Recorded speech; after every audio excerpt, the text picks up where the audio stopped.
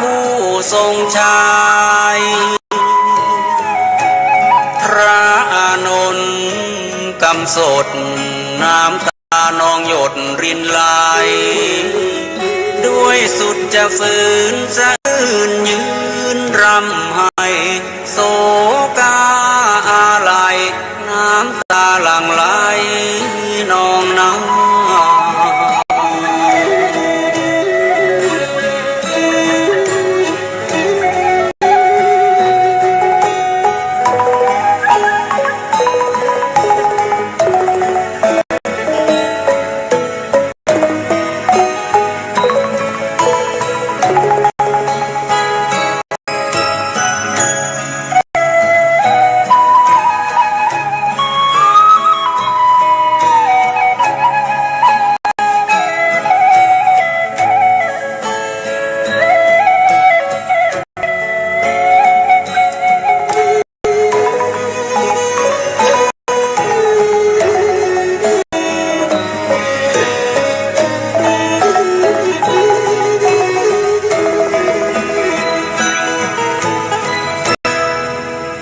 องค์พระโท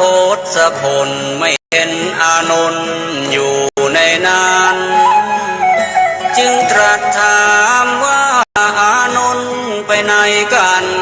พระภิกษุผู้รู้เหตุการณ์กราบทูลถวายไปว่าท่านพระอานนท์ไปแอบยืนให้ฟูมฝ่ายน้ำตาเศร้าระทมมองไม่อกใจนั้นให้เววา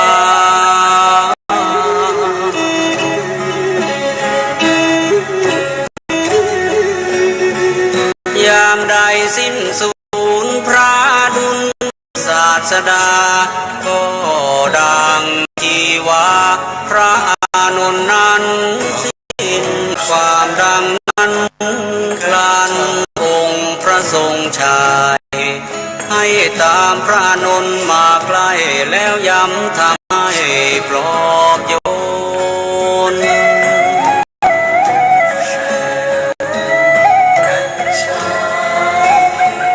ลดความเศร้ามองที่เข้าครองในกมลแก่พระอานนท์ให้คลายทุกข์ทนวิญญา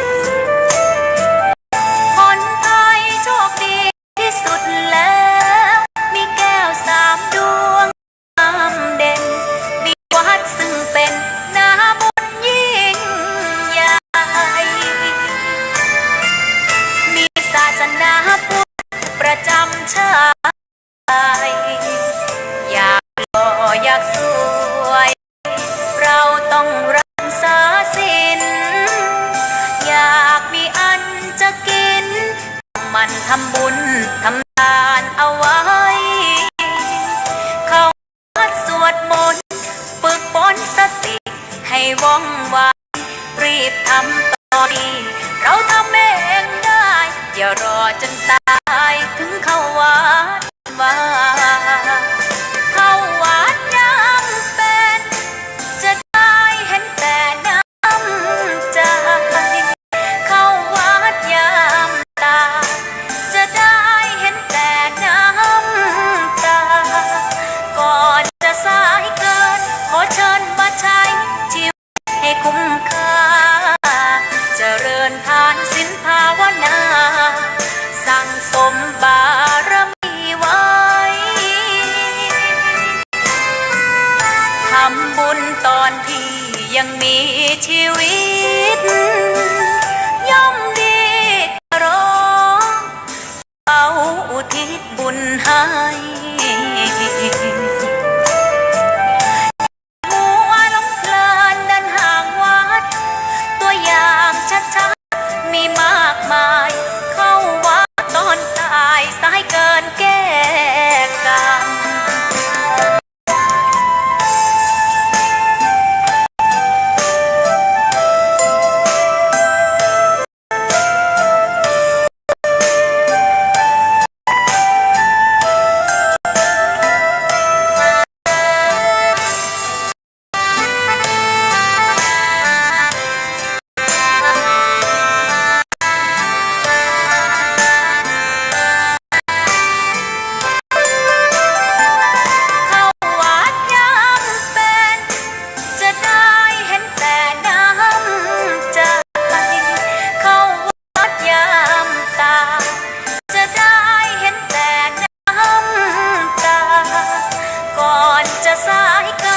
ขอเชิญมาใช้ชีวิตให้คุ้มค่าเจริญทานศีลภาวนาสั่งสมบารมีไว้ทำบุญตอนที่ยังมีชีวิตย่อมดีกว่ารอเขาอุทิศบุญให้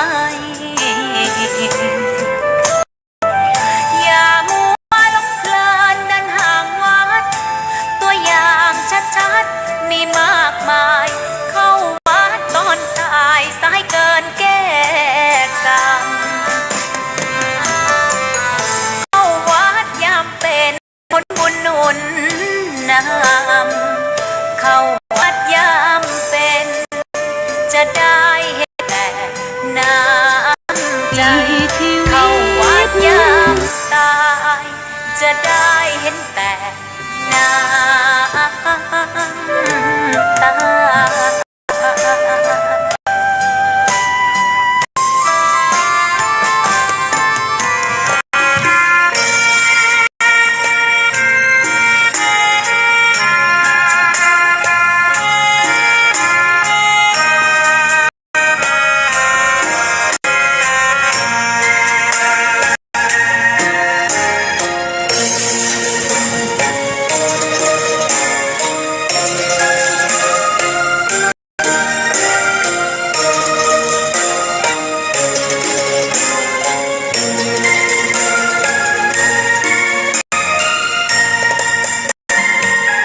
ดอกบัวดอกหนึ่งตึงใจไว้เพื่อบูชาแด่องค์พระศาสดาสัมมาสัมพุทธเจ้ามีความงามเงียบไม่เปรียบเทียบเขาเทียบเราใครมองไม่งามช่างเขาแต่เจ้าก็คือดอกบัวด้วยความสัตย์ซื่อยึดถือ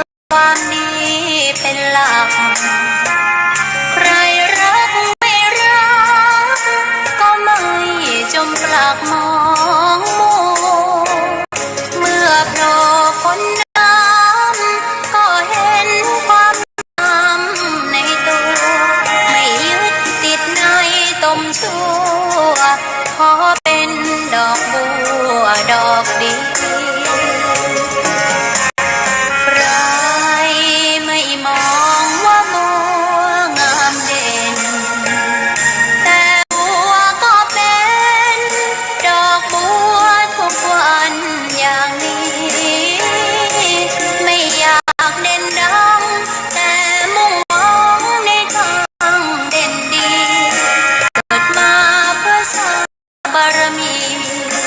ถวายชีพนี้บูชาดอกบัวดอกน้อยเฝ้าคอยคนใจบุญอบเอื้อเกื้อกูลรู้ค่าของบุญเก็บบัวขึ้นมา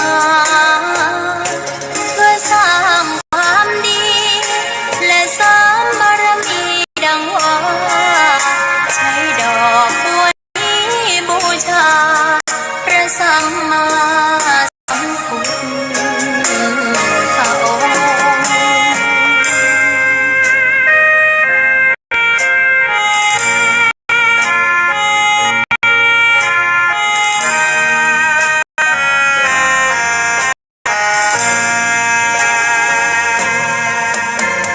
ใครไม่มองว่าบัวงามเด่นแต่บัวก็เป็นดอกบัวทุกวันอย่างนี้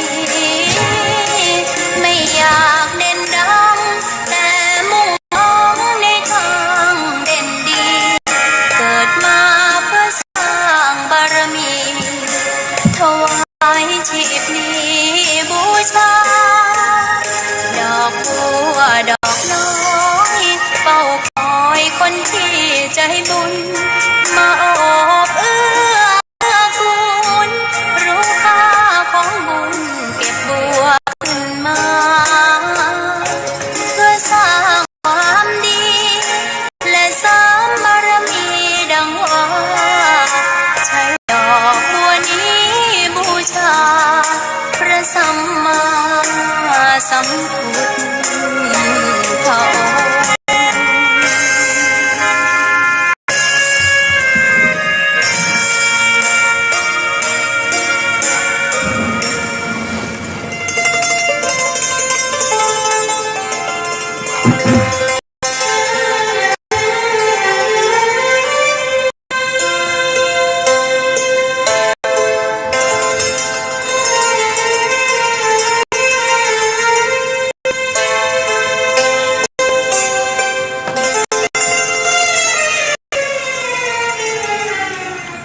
ขอนอบน้อมต่อพระรัตนตรัยแก้วเจ้าสามประการน้อมเอาคุณพระพุทธเจ้าคุณพระธรรมเจ้า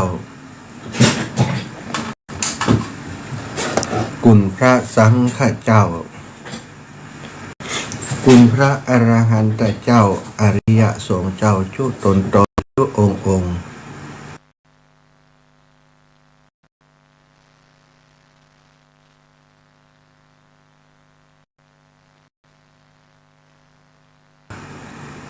ปกเกล้าเกตา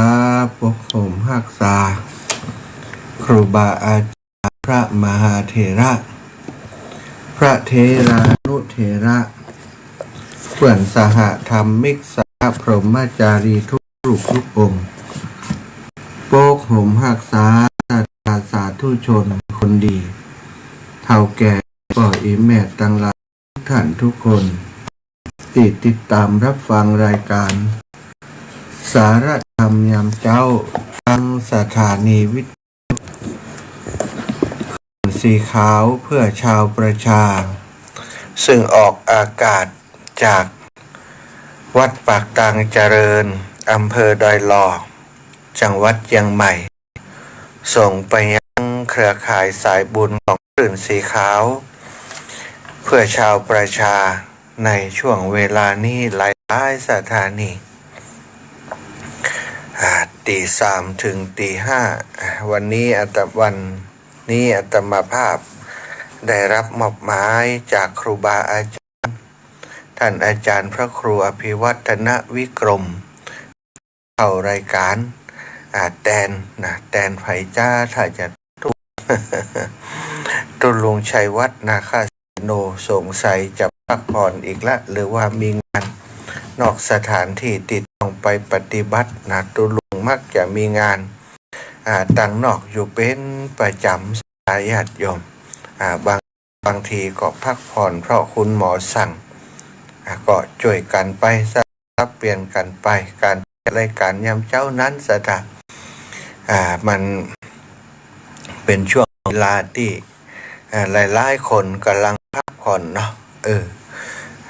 ตื่นตีสามตีสี่นี่ก็ถือว่าถ้าบาดใจเป็นสภาวะ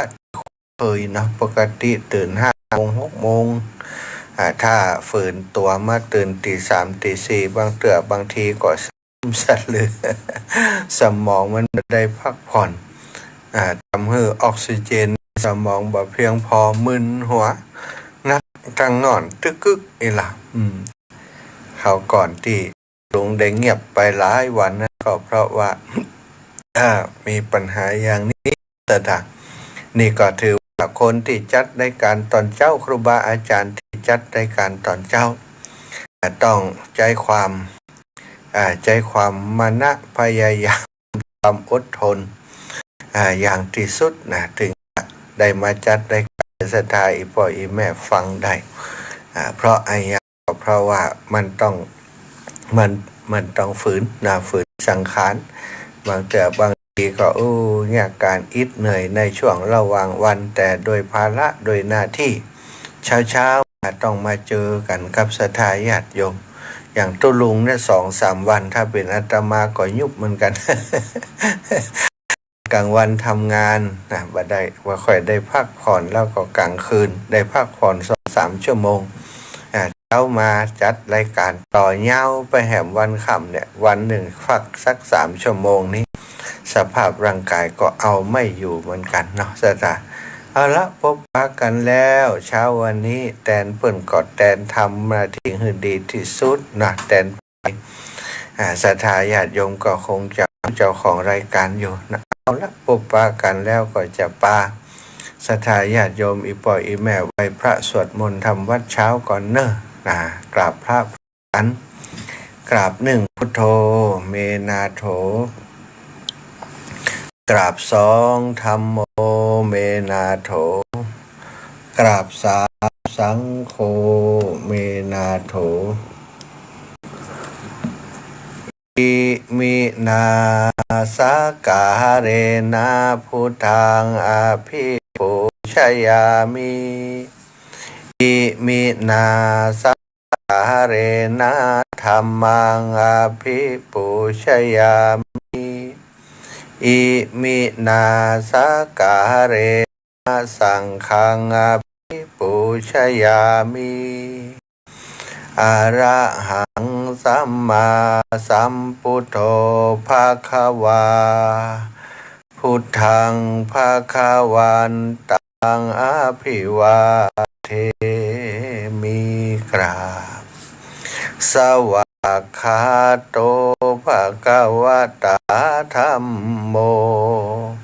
ธัมมังนะมัสสามิสุปฏิปันโนภะคะวะโตสาวกสังโฆสังฆังนามามิกราบนะโมตัสสะภะคะวะโตอะระหะโตสัมมาสัมพุทธัสสะนะโมตัสสะภะคะวะโตอะระหะโตสัมมาสัมพุทธัสสะนะโม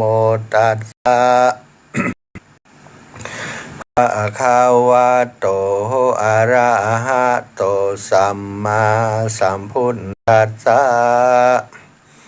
พุทธังสรณังกัจฉามิธัมมังสรณังกัจฉามิสังฆังสรณังกัจฉามิตุติยัมปิพุทธังสรณังกัจฉามิตุติยัมปิธัมมังสรณังกัจฉามิตุติยัมปิสังฆังสรณังกัจฉามิตติยัมปิพุทธังสรณังกัจฉามิตติยัมปิธัมมังสรณังกัจฉามิต ตาติยัมปิสังฆังสารนังกัจฉามิอิติปิโสภะคะวะอะระหังสัมมาสัมพุทโธวิชชาจารณะสัมปันโนสุขโตโลกาวิทูอนุตตโรปุริสธรรมสารถิสัทธาเทวมนุสสานังพุทโธภาคาวาติสาวกขาโตภาคาวาตาธัมโมสันทิฏฐิโกอะกาลิโกเอหิปัสสิโกโอปันนายโกปัจจัตตังเวทิตาโพวินโยหิติสุปฏิปันโนภะคะวะโตสาวกสังโฆอุชุปฏิปันโนภะคะวะโตสาวกสังโฆยายาปฏิปันโนภะคะวะโตสาวกสังโฆทัตถิทังจัตตาริปุริสยุคานิอัฏฐปุริสปุคลาเอสะภะคะวะโตสาวกสังโฆหุนายโยปาหุนายโยทักขินายโยอัญชลิกานิโยอนุตตรังปุญญเขตังโลกัสสาติกราบพระพร้อมกันเนศรัทธาญาติโยมทั้งหลายกราบหนึ่งพุทธังวรันศิระสานะมามีกราบสองธัมมังวรันตังศิระสานะมามีกราบสามสังฆังวรันตังศิระสานะมามีไหวพระสวดมนต์ทำวัดเช้าโดยการเรียบร้อยแล้วศรัทธาอีพ่ออีแม่ต่างหลายท่านหลายคนตื่นขึ้นมาแล้วนะแต่ว่ายังบ่ได้ลุกขึ้นมาเนี่ยการจ้ะนะบางก็ตื่นขึ้นมานั่งฟังวิทยุไปโดยเหตุว่ามันตื่นแล้วนอนตื่นมาหลับแล้วปกติก็ตื่นเวลานี้บางพ่องนี้ก็ตื่นมาด้วยอยากจะฟังธรรมะใครรับอยู่ก็เปิดวิทยุไปฟังมาก็ม้อยรับไปแจงมาปื้นตีห้าไปสะดุ้งแหมรอบหลายคนก็บอกว่าถ้าฟังอาจารย์ออกแล้วอีแม่รับเหี่ยวก็เป็นยังนะศรัทธาญาติโยมไปเถอะฟังไปเนาะเปิดวิทยุไปอย่างน้อยอาตมาว่ามันเป็นไปนะบางเตื้อเฮาเปิดเบาๆฟังไปนะเทวปุตรเทวดาประจำตัวเฮาก็ดีเทวดาอยู่ยังบ้านยังเฮือนก็ดีเพิ่นก็ได้ฟังเรื่องราวดีๆเรื่องของธรรมะเรื่องเพิ่งของพระธรรมคำสอนขององค์ชินวรสัมมาสัมพุทธเจ้าที่ครูบาอาจารย์นะติเพิ่นจัดรายการแต่ละวันนำมาอุจานำมากล่าวมาตอกย้ำซ้ำเตือนศรัทธาญาติโยมเข้าใจว่าชีวิตของเฮามันเป็นไปตามกฎของธรรมชาติว่ามีภัยที่จะหลีกเว้นเหนืออยู่ทำตัวเหนือกฎของธรรมชาติไปได้แม้แต่องค์พระสัมมาสัมพุทธเจ้าพระองค์ก็อยู่ภายใต้กฎของธรรมชาติพระองค์ตรัสรู้ก็ตรัสรู้โดยเหตุที่ค้นพบกฎของธรรมชาติศรัทธาญาติโยมค้นพบแล้วก็เข้าไปเรียนรู้เข้าไปจัดการว่ามันเกิดอย่างนี้จะทำอย่างไหนบ่ให้มันเกิดไปดับเหตุของมันต้องหู้ก่อนพระองค์ได้เรียนรู้จากชีวิตจริงของพระองค์จากประสบการณ์ตรงที่พระองค์ได้พำเพ็งได้ปฏิบัติแต่ว่าการปฏิบัติในการที่คนเฮาจะเป็นพุทธเจ้านั้นบ่ได้จู่ๆศรัทธาญาติโยมก็เป็นไปเลย จู่ๆก็เป็นได้เลยต้องอาศัยสร้างสมบารมีข้ามภพข้ามชาติมา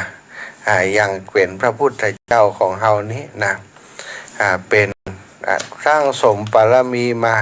อย่างพระพุทธเจ้าของเฮานี้เปิ้นเรียกว่าเป็นปัญญาพุทธิกะนะปัญญาพุทธิกะนี่สร้างสมบารมีนี่น้อยกว่าศรัทธาธิกาพุทธเจ้าแล้วก็พระวิริยาธิกาพุทธเจ้าปัญญาพุทธิกาพุทธเจ้านั้นนะพระองค์สร้างบารมีชนิดดีว่าปัญญาแก่กล้าคือทรงมีพระปัญญามากแต่มีศรัทธาแต่มีพระศรัทธาน้อยจึงทรงสร้างพระบารมีน้อยกว่าพระพุทธเจ้าประเภทอื่น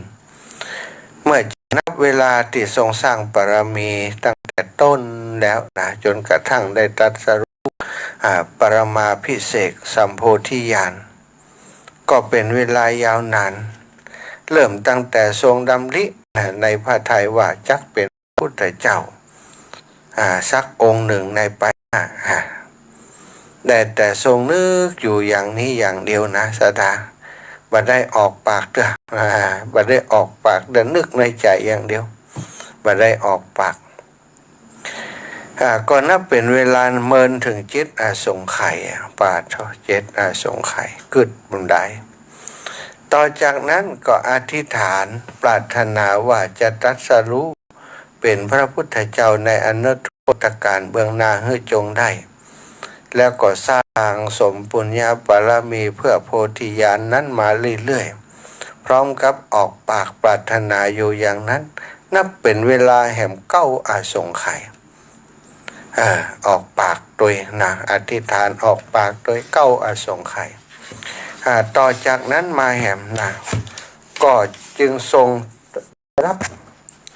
การพยากรณ์พยากรณ์ก็คือทำนายจากพระพุทธเจ้าจากพระพุทธเจ้าพระองค์ใดพระองค์หนึ่งว่าท่านนี่จะได้เป็นพระพุทธเจ้าภายในอย่างแน่นอนชื่อนั้นชื่อนี้นะได้รับเรียกว่าการพยากรณ์ก็ต้องสร้างบารมีอยู่แห่งเมินนานนับเป็นสี่อาสงไขยกับอีกแสนมหากัปจึงเป็นอันว่าสมพระพุทธเจ้าประเภทปัญญาธิกานี้ต้องสร้างบารมีมาตั้งแต่เริ่มแรกจนกว่าจะได้ตรัสรู้นั้นนับเวลานานถึง20อาสงไขยกับอีก1แสนมหากัปแล้วก็มีข้อที่ควรทราบไว้ในที่นี้อีกอย่างหนึ่งก็คือว่าสมเด็จพระพุทธเจ้าปัญญาธิกานี้หลังจากพระองค์ได้สร้างบารมีแล้วก็จะได้รับรัตยพยากรณ์นายจากพระพุทธเจ้าว่าจักได้ตรัสรู้เป็นพระพุทธเจ้าอย่างแน่นอนเป็นครั้งในขณะนี้หากพระองค์ท่านจะละความปรารถนาดังเดิมมาเป็นพระพุทธเจ้าก็สามารถจะเป็นพระสาวกเป็นพระอรหันต์ผู้มีปัญญาแก่กล้าได้เลยแต่ว่าอย่างพุทธเจ้าของเฮานี้บัดได้สวดนะจนได้เป็นพระพุทธเจ้าอันนี้ของพระพุทธเจ้าองค์ปัจจุบันพระโคตมะของเฮานี้องค์ศาสดาเอกของโลกก็คือเป็นพระปัญญาธิกาพุทธเจ้าสถาน20อาสงไขยกับอีก1แสนมหากัปพระพุทธเจ้าอีกประเภทหนึ่งเรียกว่าสัทธาธิกาพุทธเจ้าสัทธาธิกาพุทธเจ้านี้พระองค์สร้างบารมีประเภทศรัทธาแก่กล้าคือทรงมีศรัทธามากจริงแต่มีพระปัญญาปานกลางจึงทรงสร้างพระบารมีประเภทปานกลางเมื่อจะนับเวลาที่ทรงสร้างพระบารมีตั้งแต่ต้นจนกระทั่งตรัสรู้เป็นพระพุทธเจ้าก็เป็นเวลายาวนานตั้งแต่เริ่มแรกดำริในใจก็14อาสงไขย14อาสงไขยตะกี้นั้น7อาสงไขยนะปัญญาธิกา7อาสงไขยแต่ว่าสัทธาธิกานี่กึดบดายนี่14อาสงไขยออกปากแห่ง18อาสงไขยนะและได้รับการพยากรณ์แห่ง8อาสงไขยจึงจะได้เป็นพระพุทธเจ้าแล้วก็ได้รับการพยากรณ์รวมทั้งสิ้น 40 อสงไขยกับเศษอีกแสนมหากัปพอดีตะกี้นี้บ่ถึง10ตะกี้นี้เป็นตะใดสถา20 อสงไขยอันนี้40 อสงไขยกับเศษนั้นอีกแสนมหากัปอีก100,000 มหากัปพอดีอันนี้ก็คือเป็นการจะเป็นพระพุทธเจ้าแบบสถาธิกาต่อมาวิริยาธิกาพุทธเจ้าพระพุทธเจ้าประเภทวิริยาธิกาพุทธเจ้านี้พระองค์สร้างพุทธบารมีประเภทมีความเพียรแก่กล้าคือทรงมีพระวิริยะมากยิ่งแต่มีพระปัญญาบ่นักแต่จึงต้องทรงสร้างพระบารมีมากมายนับเป็นเวลาช้านานกว่าพระพุทธเจ้าประเภทอื่นเมื่อจะนับเวลาที่สร้างบารมีตั้งแต่เริ่มแรกตั้งแต่ดำริในใจ28 อสงไขยโดยสถาตะกี้สาวอันนี้28นับจำนวนนับออกปากมาแห่ม36 อสงไขยแล้วก็ได้รับการพยากรณ์แห่ม16 อสงไขยครับ1เศษอีก100,000 มหากัปจึงนับเวลาทั้งหมดนี่80 อสงไขยแต่กี้40อันนี้ต้องนักเพิ่มขึ้นมา80 อสงไขยกับเศษอีก100,000 มหากัปพอดีแล้วก็ข้อนี้ศรัทธาญาติโยมจึงเป็นสิ่งที่คนทั้งหลายจะเข้าใจได้ง่ายเรื่องของอสงไขยการเวลาที่นับเป็นจำนวนอสงไขยและเป็นจำนวนมหากัปที่ว่าการเลื่อยมานั้นถ้าบ่ฮู้มาถ้าไม่รู้ไม่ชี้ฟังเรื่อยๆไปแค่ผิวเผินก็ยอมสักแต่ว่าอย่างนั้นเองก็คล้ายๆกับว่าพูดไปเพื่อความระรื่นหูพูดที่บ่ฮู้อาจจะคิดด่วนสรุปเอาอย่างง่ายๆตามภาษาผู้มีปัญญามักจะแล่นไปข้างหน้าว่าคงเป็นเวลาที่บ่เมินต่อได้มั้ง อย่าด่วนคิดเอาเองอย่างนั้นสถาเพราะความจริงบ่ใช่โดยว่าการเวลาที่นับเป็นอสงไขยและเป็นมหากัปนั้นมันเป็นเวลาที่ยาวนานนักหนาพึงทราบอธิบายที่พรรณนาไว้การที่เรียกว่าอสงไขยนั้นท่านกำหนดเอาการเวลาที่มากมายยาวนานเหลือที่จะนับประมาณได้เพราะว่าอสงไขยแปลว่านับบ่ได้อสงไขยนี่แปลว่านับบ่ได้คืออย่านับดีกว่าเนาะสถาคำว่านับบ่ได้ก็มันเมินไปนับมันเถอะโดยมีอุปมาเปรียบเทียบไว้ว่าฝนตกใหญ่มโหฬารทั้งกลางวันกลางคืนเป็นเวลานานถึง3 ปีติดต่อกันบ่หยุดเลยบัดได้ขาดสายเม็ดฝนจนน้ำฝนเจิ่งนองท่วมท้นเต็มขอบเขาจักรวาลอันมีระดับสูงถึง 84,000 โยชน์ทีนี้ถ้าสามารถนับเม็ดฝนและหยาดแห่งเม็ดฝนที่กระจายเป็นฟองเป็นฝอยใหญ่น้อยในขณะที่ฝนตกใหญ่3 ปีติดต่อกันนั้นนับได้จำนวนเท่าใดอสงไขยหนึ่งเป็นจำนวนปีเท่ากับเม็ดฝนและก็หยาดแห่งเม็ดฝนที่นับได้นั้นถ้าลองมากึดพอเราปัดเท่าไผจะนับได้นะฝนตกใหญ่มโหฬารตึงกลางวันกลางคืน3 ปีติดต่อกันน้ำสูงขึ้นมาถึง 84,000 โยชน์เป็นนับเม็ดฝนที่มันตกนั่นปัดโตเนาะอันเนี้ยนะคือความยาวของอสงไขยมันนักขนาดก็เลยบอกว่าบ่ต้องนับ มันยาวนาน อุปมานี้เป็นอุปมาของการเวลาที่เรียกว่าอสงไขยสถาตันเจ้าตั้งหลายที่รู้สึกว่าเข้าใจยากในความนี้ที่ว่ามานี้ต้องอ่านทบทวนดูนะต้องคิดทบทวนดูฝนตกใหญ่ติดต่อ3 ปีกลางวันกลางคืนอีกไผจะนับได้สมเด็จจอมมุนีสัมมาสัมพุทธเจ้าทั้งหลายแต่ละองค์แต่ละประเภทต้องสร้างสมปุญญาบารมีจำนวนหลายๆอสงไขยจึงนับได้ว่าพระองค์ต้องมีพระทัยประกอบโดยวิริยะอุตสาหะ น่าสรรเสริญยิ่งนักกว่าจะตรัสรู้ยิ่งกว่านั้นยังยึดเวลาที่เป็นเศษนับแสนมหากัปแหมตัวก็เวลาที่นับเป็นกัป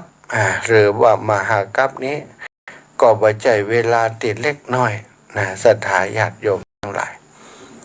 เฮาท่านทั้งหลายเกิดมาพบพระพุทธศาสนาได้กราบได้ไหว้ได้สาพระสัมมาสัมพุทธเจ้าแม้จะบาหันต่อพระองค์แต่พระองค์ได้ตรัสไว้แล้วพระธรรมวินัยที่เฮาตรัสไว้จะเป็นครูของเธอจะเป็นตัวแทนหรือว่าเป็นองค์พระศาสดานั่นเองเท่ากับว่าเฮาก็ยังได้อยู่ใกล้ได้ฟังธรรมได้น้อมนำมาปฏิบัติอยู่ก็เป็นบุญของเฮานักหนาแล้วศรัทธาญาติโยมทีนี้อาตมาอยากจะอูถึงเรื่องของมหากัปมหากัปเป็นอย่างไรแสนมหากัปนี่เป็นอย่างไร เพิ่นบอกว่ายังมีภูเขาใหญ่ลูกหนึ่งตั้งงานเงื่อมทะมึนอยู่เมื่อทำการวัดภูเขาโดยรอบแล้วย่อมได้ปริมาณความกว้างใหญ่และสูงได้1 โยชน์พอดียิงโยชน์16 กิโลเนาะจ้ะตาทีนี้พอถึงกำหนด100 ปีมีเทวดาผู้วิเศษองค์หนึ่งมีมือถือผ้าติบที่มีเนื้อละเอียดอ่อนประดุจควันไฟลงมาจากเบื้องสวรรค์โลกสวรรค์เบื้องบนขั้นมาถึงก็ลงมือเช็ดถูบนยอดภูเขาโดยผ้าทิพย์นั้นหนหนึ่งเอาผ้าลวดไปหนหนึ่งแล้วก็กลับไปเสวยที่พยสมบัติอยู่ณวิมานอันแสนสุขของตนบนเทวโลกตามเดิมครบกำหนด100 ปีก็ลงมาแหมรอบปัดไปมาถูไป บางอ่อนเหี่ยศรัทธา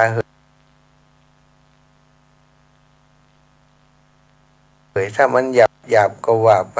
เนาะเทพยาดาผู้วิเศษนั้นเฝ้าเช็ดถูยอดภูผาตามวาระอยู่อย่างนี้100 ปี100 ปีจนกระทั่งภูเขาลูกใหญ่ที่สูงได้1 โยชน์นั้นซึกหล่อเกลี่ยนเหี้ยนลงมาหลับเป็นหน้ากองเสมอกับพื้นดินแล้วเมื่อใดตลอดเวลาเท่านั้นจึงเรียกว่าได้ว่า1 มหากัปสัทธา1 มหากัปเนาะศรัทธาญาติโยมเกิดเอาคนเดียวมันเมินนานแค่ไหนอีกอุปมาหนึ่งเปรียบเทียบเอาไว้ว่ายังมีกำแพงแห่งหนึ่งสูงใหญ่มาเป็นสี่เหลี่ยมจัตุรัส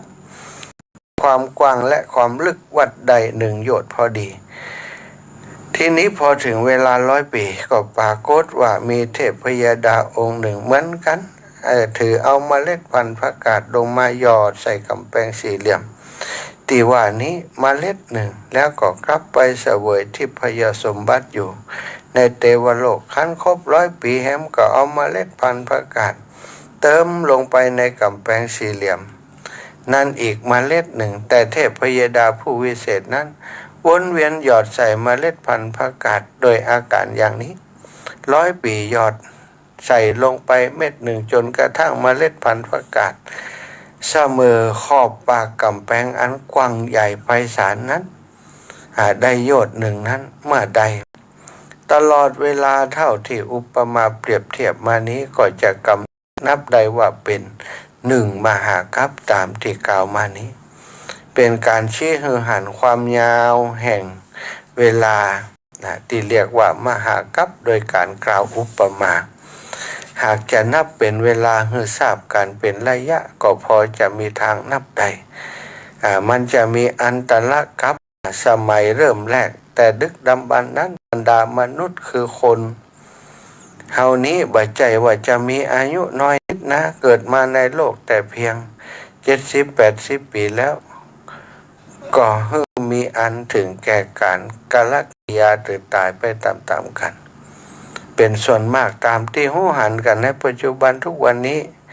บ่ใจอย่างอันโดยที่แท้ในมนุษย์สมัยเริ่มแรกนั้นมีอายุยืนนานมากคือมีอายุถึง1 อสงไขยปีก็จำนวนที่เรียกอนุสงไขยปีก็คือจำนวนปีที่มีเลข1ขึ้นหน้า แล้วมีเลขศูนย์ตามหลังอีก140 หลัก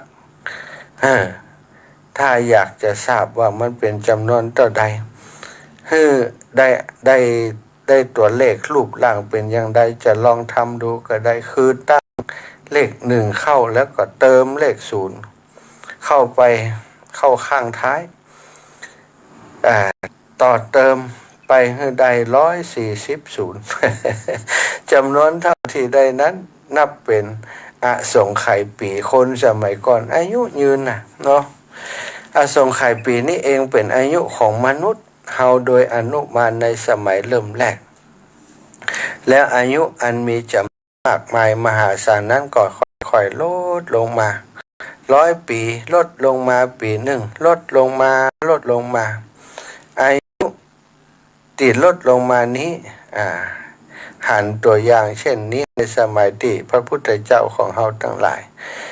ยังทรงพระชนชีพอยู่นั้นอายุของมนุษย์มี100 ปีเป็นประมาณตั้งแต่พุทธกาลนั้นตราบเต่ามาถึงปัจจุบันนี้เวลาล่วงไป2,600 กว่าปีเนาะพรรษาเอาเป็นว่า2,600 พรรษาก่อนแล้วกันในจำนวน2,600นี้100 ปีหักออกเสีย1 ปีก็เท่ากับหักออก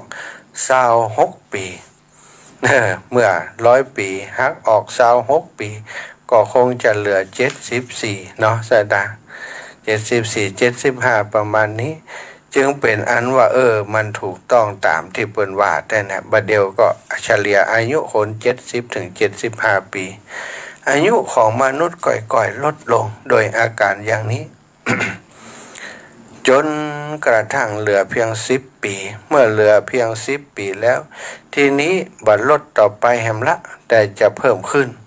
คือค่อยเพิ่มขึ้นเรื่อยๆเป็น100 ปีเพิ่มขึ้นปีหนึ่งนะเช่นเดียวกับตอนที่ลดลงมานั่นเองเพิ่มขึ้นเรื่อยๆบ่หยุดจนกระทั่งมนุษย์อายุยืนยาวถึงอสงไขยปีอีกตามเดิม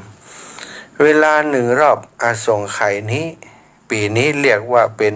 1 อันตรกัปนะสถานะนี่เป็นเรื่องกัปเรื่อง4 อสงไขยไปแหมแสนมหากัปกว่าจะได้เป็นพระพุทธเจ้านั้นบัดใจเรื่องที่ง่ายเลยเฮาตั้นทั้งหลายมันโชคดีมันมีบุญเฮามีบุญได้มาพบพระพุทธศาสนาพบพระสัมมาสัมพุทธเจ้าแล้วก็ได้มามีโอกาสนับถือพุทธศาสนาเป็นศาสนาประจำจิตประจำใจของเฮาฉะนั้นเมื่อโชคดีแล้วต้องเอาความเป็นผู้โชคดีนั้นมาใส่ในจิตในใจของเฮาอย่าไปให้การได้พบพระพุทธเจ้าของเฮานั้นเป็นการเสียเปล่าไปเนาะต้องปฏิบัติตามสิ่งที่พระพุทธองค์ได้ทรงสอนเฮาไว้ทรงสอนเฮาไว้เรื่องอะไรยังนะเขาก็ต้องปฏิบัติตามที่พระองค์ทรงสอนไว้จะได้ต่อได้บ่ได้ต่อได้ขอให้เฮาท่านเจ้าทั้งหลายได้มีโอกาสกระทำเถิดนะเอาละศรัทธาญาติโยมในช่วงชั่วโมงนี้นะถ้าจะมีไผโทรมาก็สามารถโทรมาได้เลย08084088441730808844 นะระหว่างที่ศรัทธายังโทรเข้ามาก็เดียวในช่วงหน้าอาตมาภาพจะได้นำเรื่องของพุทธกรณธรรมก็คือธรรมที่พระพุทธเจ้าทุกพระองค์จะต้องทรงกระทำมี10 ประการด้วยกันพุทธกรณธรรม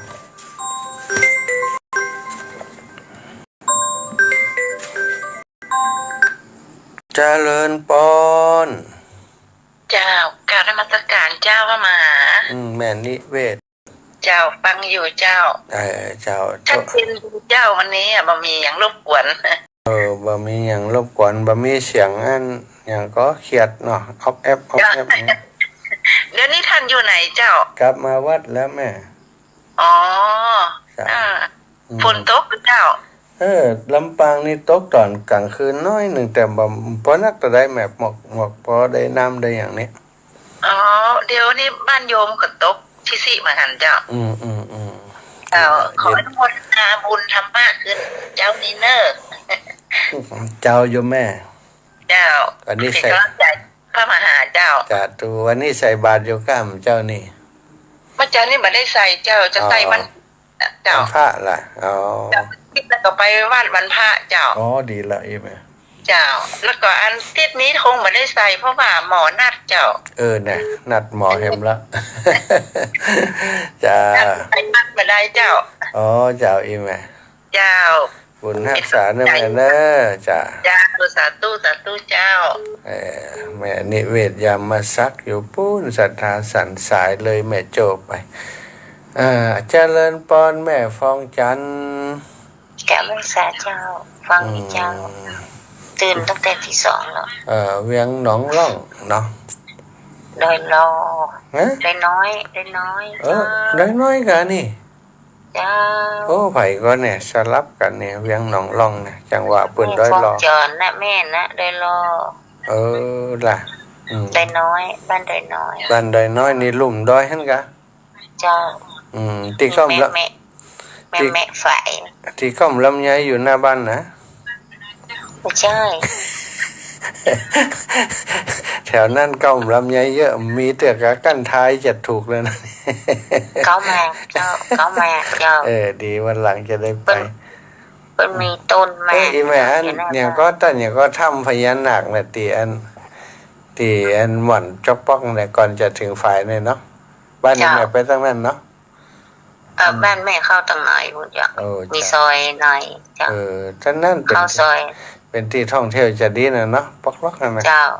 เจ้าคนจะหาพัฒนาได้2-3 ปี ไปยือฟอทำหน้ากว่าละนะ เจ้า พญานาคเข้าออกขนาดไปแอวมาเลย ไปแอวกับไปอันตอนเดินทุดงเป็นหนังพักเป็นพักอยู่ครับ เจ้า เอาไหมแม่ก็ทำกับข้าวตั้งลูกมาย่องมาหอนแทนเลยแกเหรอเจ้าสาบุญรักษานะแม่นะเจ้ากับไม่สาเจ้าแม่ฟองจันทร์พี่น้องดอยหล่อแจ้งผลการรับฟังมาเนาะดอยหล่อก็ฟังชัดเจนดีเอาละเนอะช่วงนี้จะพักกำก่อนนะสถาปัตย์เวลาให้ได้พักของเนาะฟังเพลงในรายการสักเพลง2 เพลงเพื่อความบันเทิงในจิตในใจนะตื่นเถิดทุกท่านตื่นได้แล้วตื่นได้แล้ว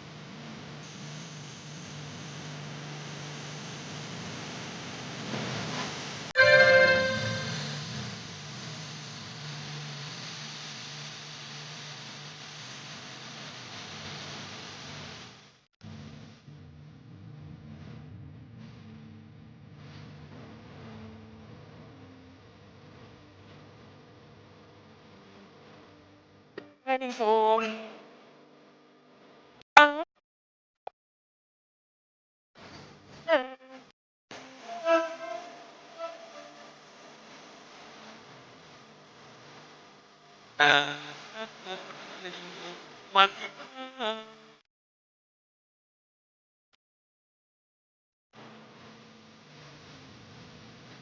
เสียง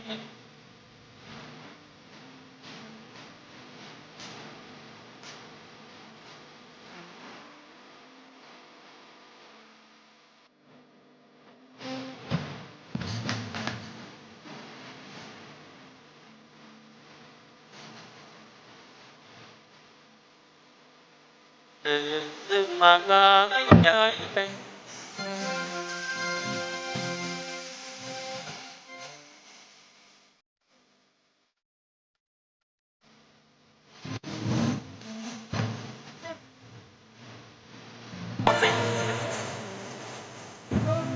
ฟังเพลงแม่ได้ยินเสียงสวดมนต์แล้วเปิดเพลงไป ฟังเสียง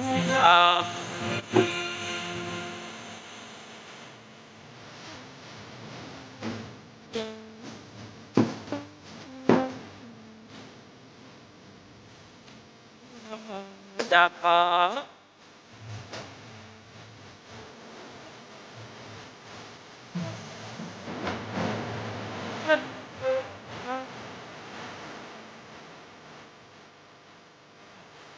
มาเสียงน้อมนำอยาก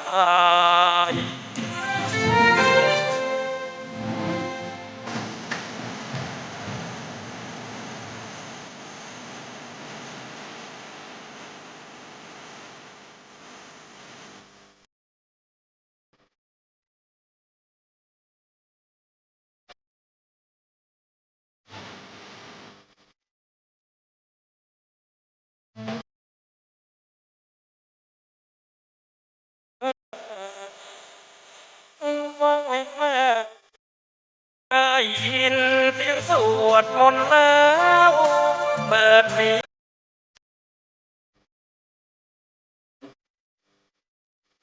แล้วความดีทั้งทาง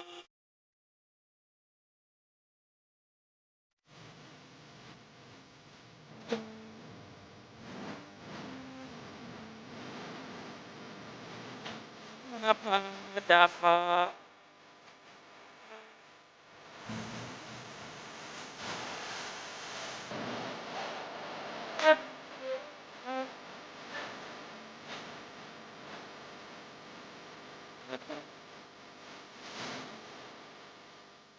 จากฟ้า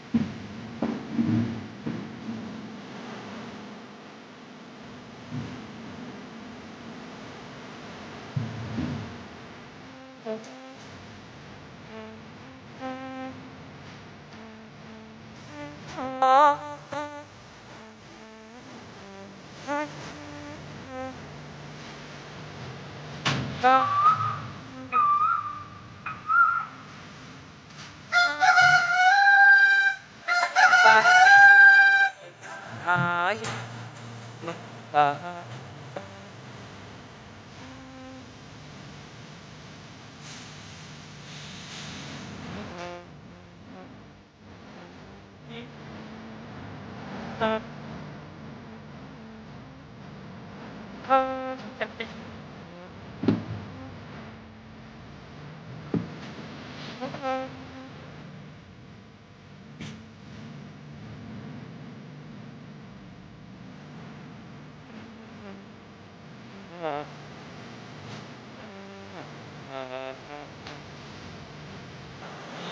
ดาบาดาโอ้ยาใจ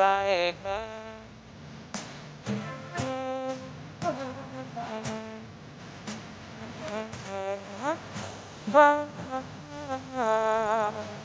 ตาตัวตาตัวตา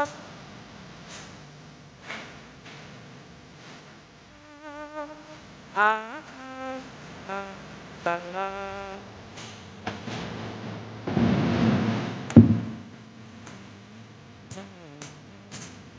ชนะ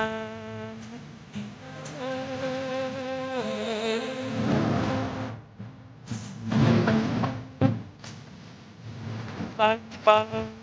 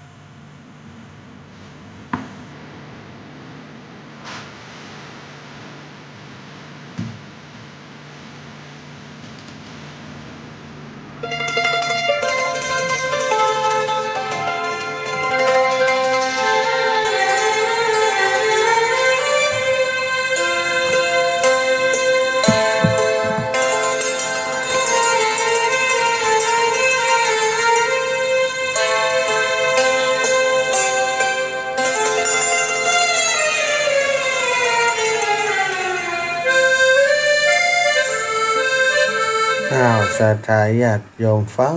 เพลงสารธรรมจบลงไป2เพลงเนาะเป็นความบันเทิงใจมีเสียงดนตรีมีเสียงเพลงที่เป็นเนื้อหาสาระทำให้เราได้คิดในทางบวกนะทางธรรมเพลงบ่ว่าจะเป็นเพลงตื่นเถิดทุกท่านก็ดีจะเป็นเพลงทำบุญใส่บาตรตอนเช้าก็ดีเป็นเพลงที่ฟังแล้วทำให้เราอยากใส่บาตรอยากจะตื่นขึ้นมา ตะกี้ได้ค้างไว้เรื่องว่าเราได้เกิดพบพระพุทธศาสนาได้พบพระพุทธเจ้าบัจจัยเรื่องที่ง่ายๆศรัทธาเพราะการที่จะมีพระพุทธเจ้าอุบัติขึ้นในโลกเป็นเรื่องที่ยากต้องบำเพ็ญปรมีหลายอาสงไขยเนาะ4อาสงไขยปลายแสนมหากัปนะพระพุทธเจ้าของเฮานี้20อาสงไขยแล้วก็ถ้าเป็นพระพุทธเจ้าเป็นปัญญาธิกะพุทธเจ้านะถ้าสัทธาธิกะนี่40อาสงไขยปลายแสนมหากัปแล้วถ้าเป็นวิริยะพุทธเจ้านั้นซ้ำเป็น60อาสงไขยสัทธาเพิ่มเข้าไปแฮะทีนี้ในเรื่องของการที่จะเป็นพระพุทธเจ้านั้นจะต้องบำเพ็ญธรรมหรือว่ามีข้อปฏิบัติที่เรียกว่าเป็นเพื่อจะเป็นพระพุทธเจ้านั้นก็จะมีอยู่10ประการด้วยกันขาดข้อใดข้อหนึ่งบ่ได้ทำข้อใดข้อหนึ่งบ่สมบูรณ์ก็เป็นพระพุทธเจ้าบ่ได้10ประการก็คือ1ทานะพุทธกรณธรรมศีลพุทธกรณธรรมธรรมที่กระทำเพื่อความเป็นพระพุทธเจ้านะแล้วก็3เนคขมะพุทธกรณธรรม4ปัญญาพุทธกรณธรรม5วิริยะพุทธกรณธรรม6ขันติพุทธกรณธรรม7สัจจะพุทธกรณธรรม8อธิฐานพุทธกรณธรรม9เมตตาพุทธกรณธรรม ข้อที่10นะอุเบกขาพุทธกรณธรรมพุทธกรณธรรมหรือว่าธรรมวิเศษที่ได้สำเร็จเป็นพระพุทธเจ้าทั้ง10ประการนี้อธิบายว่าฐานะพุทธกรณธรรมพระพุทธเจ้าทั้งปวงย่อมยินดีในการบำเพ็ญทานในการให้ทานอยู่เป็นนิดบอกว่าพระองค์ท่านจะสถิตหรือว่าเกิดในชาติในภพในเสวยพระชาติเป็นอายังทุกชาติที่เกิดย่อมมีน้ำพระทัยจิตใจที่จะบริจาคเมื่อได้ประสบพบผ่านยาจกซึ่งเป็นคนชาติติดต่ำกว่ามีฐานะติดต่ำกว่าหรือว่ายาจกผู้มีฐานะปานกลางผู้ที่มีฐานะสูงสุดเป็นอย่างก็ดีเมื่อขอแล้วพระโพธิสัตว์เจ้าจะได้คิดหน้าพระวงหลังก็หามิได้ย่อมรีบเร่งจำแนกทรัพย์ธนสารเพื่อเป็นทานตามความต้องการของผู้ที่ขอด้วยความยินดีด้วยความเต็มใจอย่างยิ่งสิ่งใดที่ตนมีแล้วเป็นต้องให้กับคนอื่นทั้งสิ้นโดยความหวังที่จะบริจาคทานเป็นเบื้องหน้าอย่าว่าแต่ทรัพย์สมบัติเลยสตาอันเป็นสิ่งภายนอกแม้แต่อวัยวะเลือดเนื้อและชีวิตหากใครคิดปรารถนาอยากจะได้และมาเอ่ยปากขอแก่พระโพธิสัตว์พระองค์ก็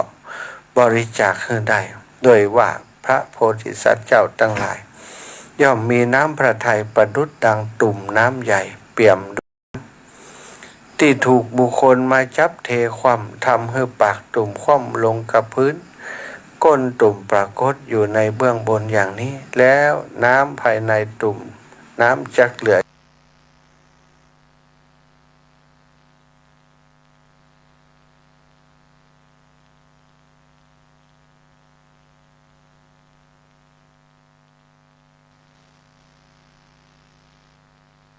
อยู่แม้แต่สักหยดหนึ่ง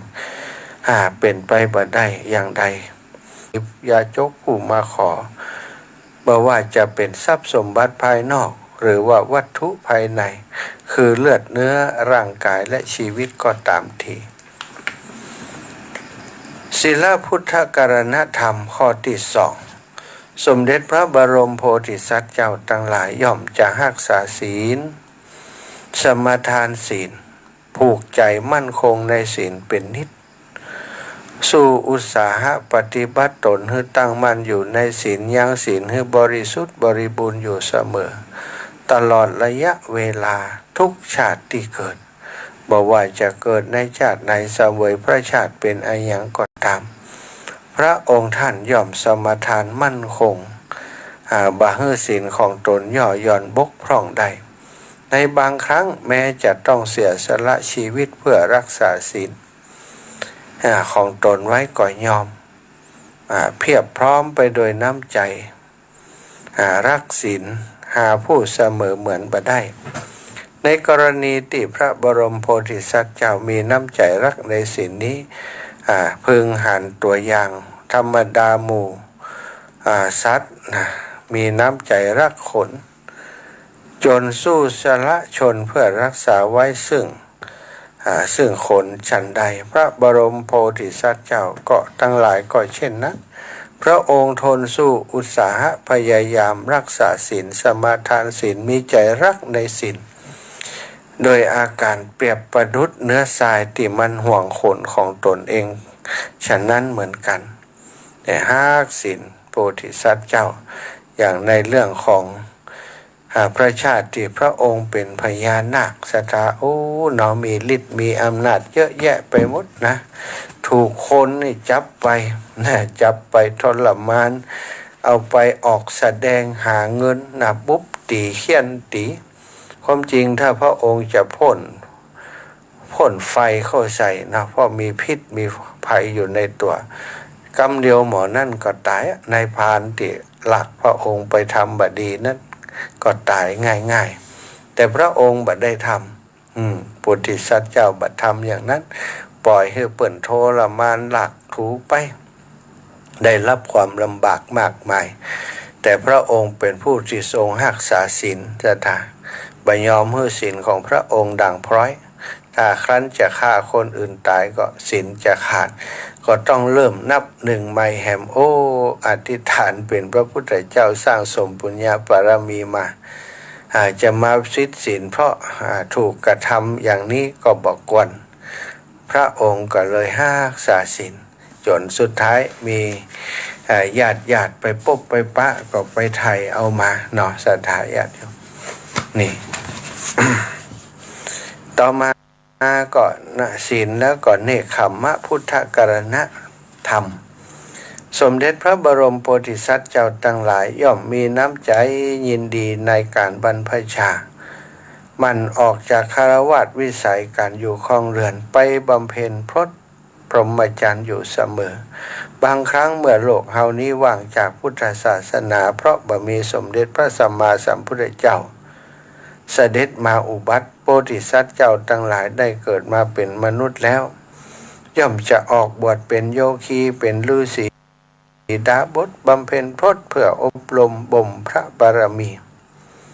แต่เมื่อถึงคราวที่พระบวรพุทธศาสนาปรากฏในโลก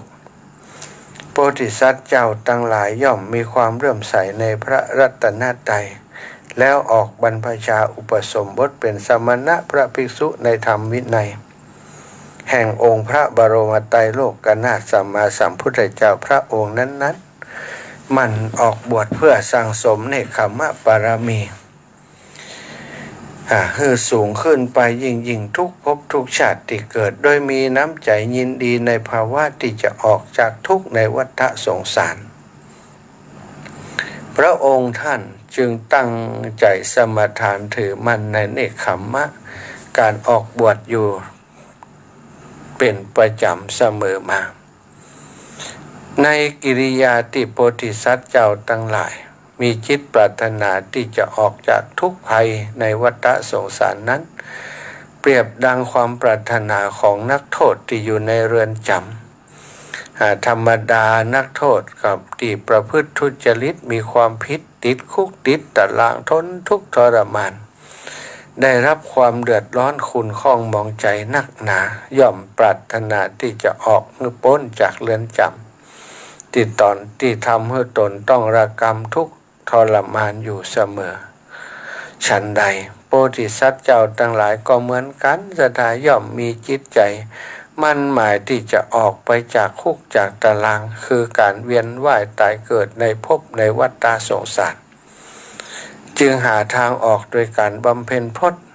กล่าวคือเนคขมมะอยู่เนืองนิด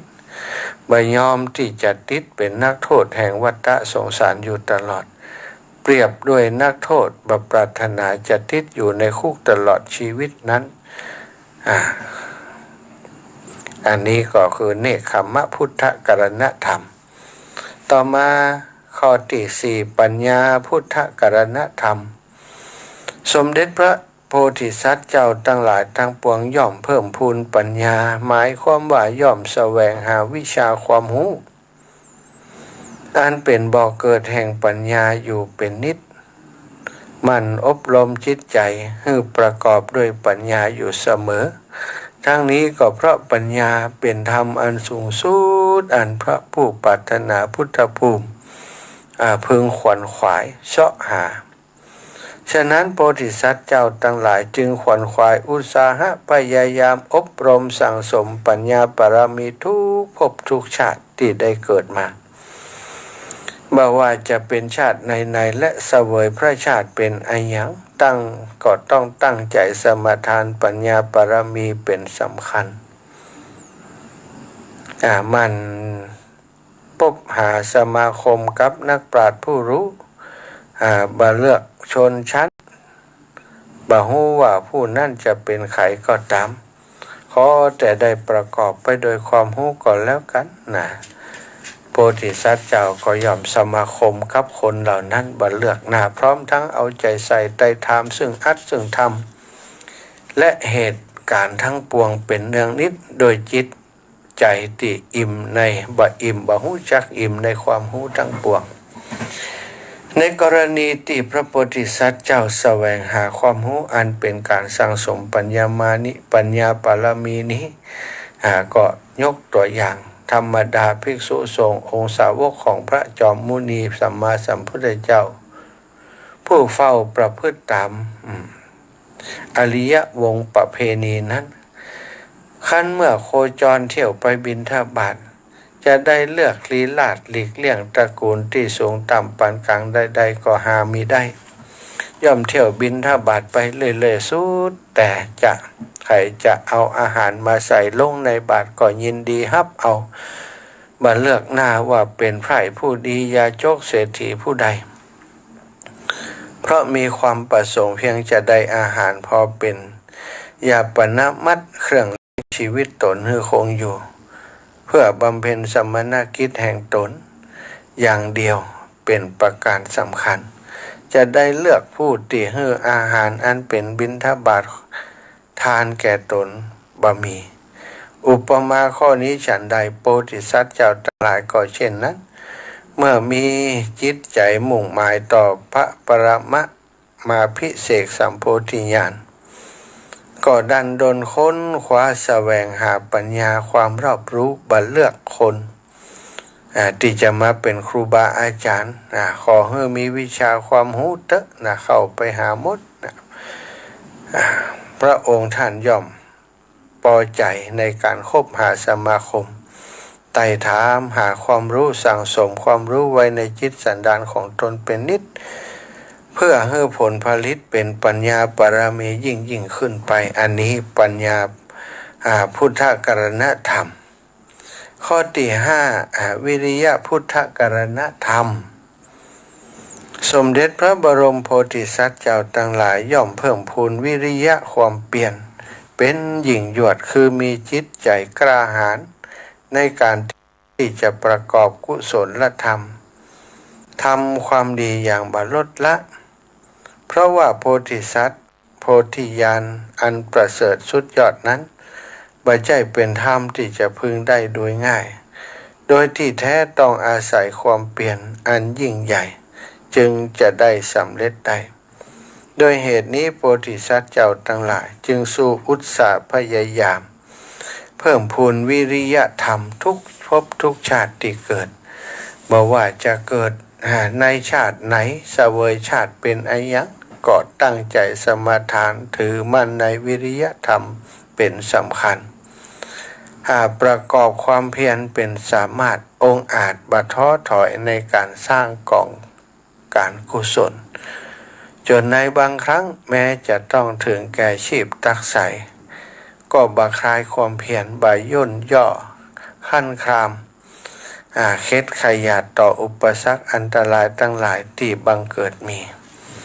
ในกรณีที่พระโพธิสัตว์เจ้ามีน้ำใจประกอบไปด้วยความเปลี่ยนอันยิ่งใหญ่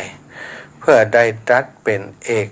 องค์สมเด็จพระปรมไตรโลกนาถนี้มีอุปมาดังพญาไกรสอนสีหราชมฤคิณซึ่งเรืองฤทธิ์ก็คือสิงโตตัวใหญ่ๆที่มีฤทธิ์เมื่อมีจิตปรารถนาจะขึ้นนั่งแท่นย่อมจะแล่นเลี้ยวบ่ลดละอุตสาหะพยายามอย่างยิ่งยวดแม้จะพลาดพลั้งอยู่บางครั้งบางคราวก็บ่ถอย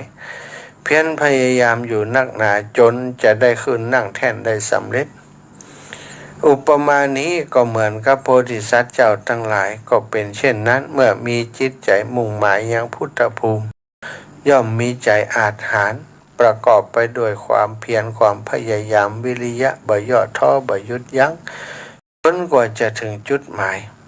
กล่าวคือได้ตรัสรู้เป็นพระสัมมาสัมพุทธเจ้าอันนี้วิริยะพุทธกรณธรรมทุกพระองค์จะต้องมีต่อมาข้อที่6ขันติพุทธกรณธรรมสมเด็จพระโพธิสัตว์เจ้าทั้งปวงย่อมพยายามเพิ่มพูนขันติคือความอดทนเป็นอย่างยิ่งนักทั้งนี้ก็เพราะว่าโพธิสัตว์เจ้าจะสำเร็จสมความมุ่งหมายได้นั้นต้องอาศัยความอดทนอันยิ่งใหญ่เป็นประการสำคัญถ้ามีใจบ่มั่นคงบ่มีขันติความอดทน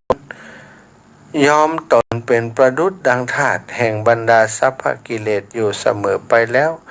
ก็ย่อมจะแคล้วคลาดจากโพธิญาณการจะได้เป็น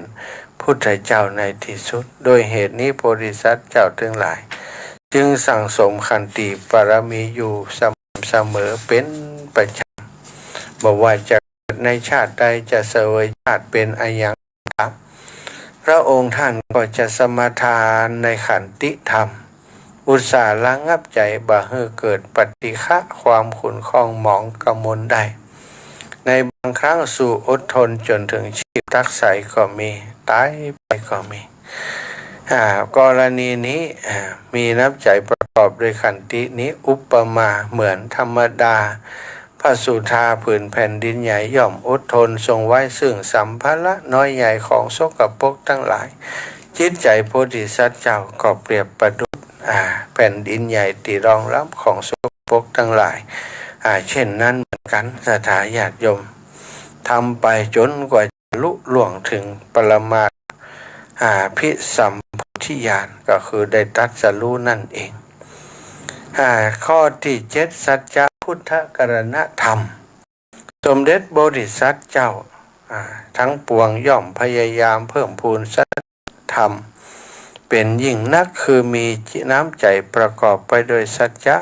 บัลละความสัตย์สื่อตรงหากพระองค์ท่านได้ตั้งสัจจะลงไปในการใดแล้ว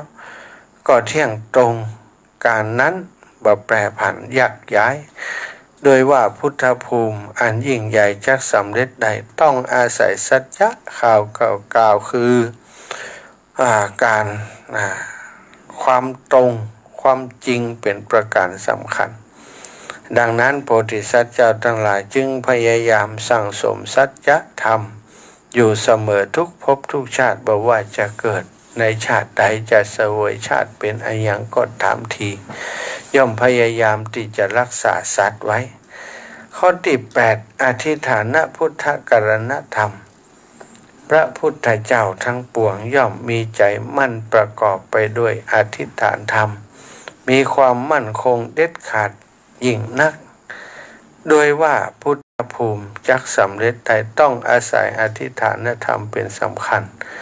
โดยเหตุนั้นโพธิสัตว์เจ้าทั้งหลายทั้งปวงจึงพยายามสร้างสมอบรมอธิษฐานธรรมให้เพิ่มพูนมากขึ้นตลอดต่อมาก็เมตตากรณธรรมพระพุทธเจ้าทั้งปวงย่อมมีใจประกอบไปโดยเมตตามีน้ำใจใคร่จะให้บรรดาสรรพสัตว์ทั้งหลายได้ประสบความสุขสำราญทั่วหน้าโดยว่าพุทธภูมิจะสำเร็จลงได้โดยอาศัยเมตตาธรรมเป็นสำคัญเหตุดังอันโพธิสัตว์เจ้าทั้งหลายย่อมพยายามสั่งสมเมตตาธรรมอันล้ำเลิศให้มากมูลเพิ่มพูนแก่กาทุกภพทุกชาติที่เกิดนะ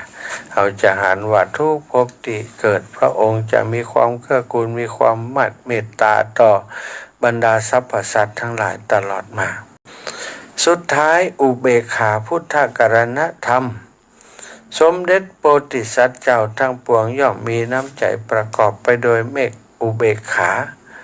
อุตสาห์ยังจิตให้ตั้งมั่นในอุเบกขาธรรมซึ่งเป็นธรรมพิเศษที่ท่านผู้แสวงหาคุณอันยิ่งใหญ่ได้เคยสร้างสมสืบกันมาจึงมีจิตอุเบกขาวางเฉยเป็นกลางในธรรมตั้งหลายโดยว่าพุทธภูมิอันวิเศษนั้นจะสำเร็จลงได้ต้องอาศัยอุเบกขาธรรมเป็นสำคัญฉะนั้นบรมโพธิสัตว์เจ้าทั้งปวงจึงพยายามบำเพ็ญอุเบกขาธรรมอันล้ำเลิศให้มากมูลเพิ่มพูนแก่กล้าขึ้นทุกชาติที่เกิดไม่ว่าจะเกิดในชาติในจะเสวยพระชาติเป็นอายังก็ตามก็ย่อมจะอุตสาห์พยายามจะเป็นยังอุเบกขาธรรมอยู่ตลอดสัตว์นี่คือธรรมที่จะทำให้ได้เป็นพระพุทธเจ้าทุกพระองค์จะต้องปฏิบัติ เรียกว่าพุทธกรณธรรม10ประการนี้ถ้าขาดข้อใดข้อหนึ่งบ่สมบูรณ์ก็ไม่ได้นะสถาบัดพุทธเจ้า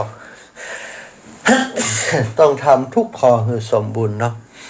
จะได้จำแพทสถาญาติโยมเพื่อจะขั้นรายการช่วงที่จามนี่เนาะอาตมาขออนุญาตเปิดที่ได้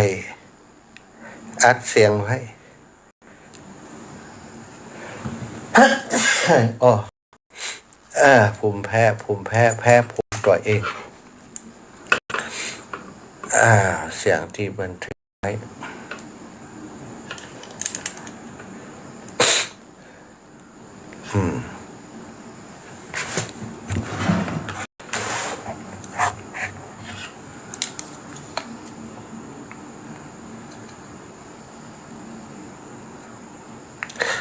ศรัทธาญาติโยมจะให้ฟังคำพื้นเมืองสัก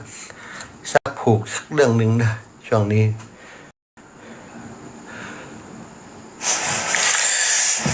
นะโมตัสสะภะคะวะโตอะระหะโตสัมมาสัมพุทธัสสะโยสันนิสิโนวาลาโปธิโมเลมาลังสาเสนังมะอันติงวิจโยสัมโปติมาคะจิงวะอนันตัญญาโนโยโลกุตโมตังปนามามิปังโลกุตโมตังปนามามิสังฆังสาธาโวฟังลาโสตุจนาสาปุริสะตั้งหลายมูลโมสถิตอยู่ดาฟังตังโสตังฟังเทศในห้องเหตุเรื่องเจ้าเตมีสมัยเมื่อพระมุนีโตนผ่านพาวเป็นเจ้าสั่งสอนธรรมแก่มนุษย์โลกาและเทวโลกาเพื่อวางเฮสัตนานาคามพ้นจากโอฆะทั้งสามในกาละเมื่อสถิตสำราญอาศัยอยู่ป่าแก้วกูเจตะวันอนนายอนาตาเป็นดิกาสร้างทอดไว้ในพระศาสนาในเมืองแก้วสาวัตถีพระก็ไขว่าโอวาทในห้อง10 จาตุแห่งทรัพย์ปัญญูปางเมื่อกูได้มาสะเวยจาตุเป็นเจ้าเตมิราชกุมารโอรสพระเจ้าองค์คานที่ราชกาสีอาจพยานกับนางสีจันตานอนาวเป็นแม่เจ้ามารดาเจ้าเกิดมาปางนี้นาได้ปำเพ็งอธิษฐานปารมีเป็นยอดยิ่งเกิดได้ปีหนึ่งจริงพอดีผูงหมู่อิทธิแม่นมก็ได้ไปแอวหาพญาตนป่อเฮอได้เล่นพอสิ่งตั้งหลายยามนั้นนามหาเสนาผู้เป็นนายหัวนาโมก็นำเอานักโทษคืนสู่พญาตั้นก็เฮอเสนาเขียนตีและมัดฟาดเชือกลากเล็กลากไว้ขังเอาหอกยังโตนเฮอปุดขาดบางห้องก็เฮอเอามีดมาถากทางเสียเลี่ยมเสียบคำกายายามนั้นโปติสัตตาหนุ่มนาวเกิดเจ้าเตมียะนอกุมารได้หันอาการหลายลากิงคานิงในใจบอกออกปากว่าป่อเฮานี่มาเมาอย่างยศถาบรรดามากมัวเมาหลงมัวเมาเตียนย่อมกระทำตัวเฮอเป็นปราบเศร้าหลอนตายแล้วเจ้าก็หากตกไปยังอบายจะแลปุณณทิวเสในวันลุนนั่นสาย ป่อนอไทยปิตาก็เฮอแม่นมอมเอาตาละกาโตนผาเสดไปนอนไตห้อง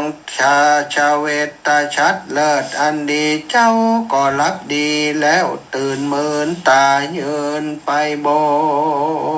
นก็หันสีสัมปติล้นเข้าของป้อตนอันเป็นของมีมากยิ่งเจ้าก็ขานิงพิจารณาในใจว่าอะหังอันว่ากูล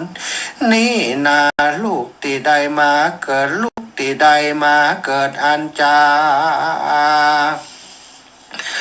เจ้าก็ลาติชละปิญญาในอติตามาเถิดว่าลูกจากจันฟ้าเลิศเมืองโคนมาเกิดเป็นคนแล้วก็สำลักเปิงเทิงโตนแถมเล่าว่าตัวเฮานี้ก็ได้ตกอุสถานรกเรามาและเคยได้เป็นพญา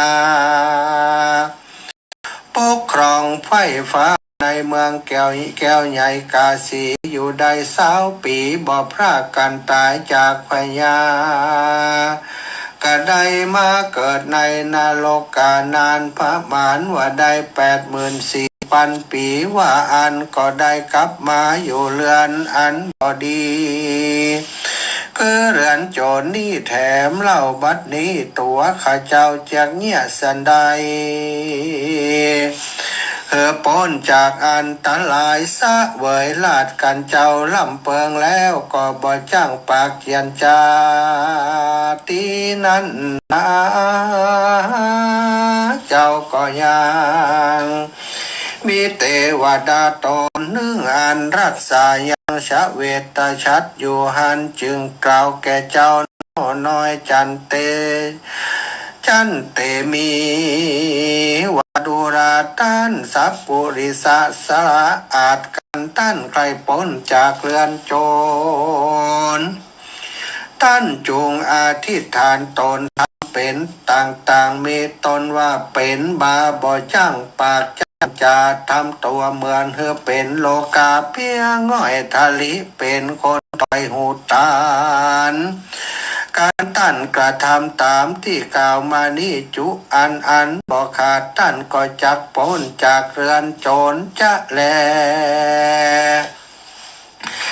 ตั้งสุดตัวกันว่าโพธิสัตว์ตาเจ้าได้ยินคำเทวดาเล่ามาเก่าเจ้าก็มีใจชื่นเจ้ายินดีแล้วก็อธิษฐา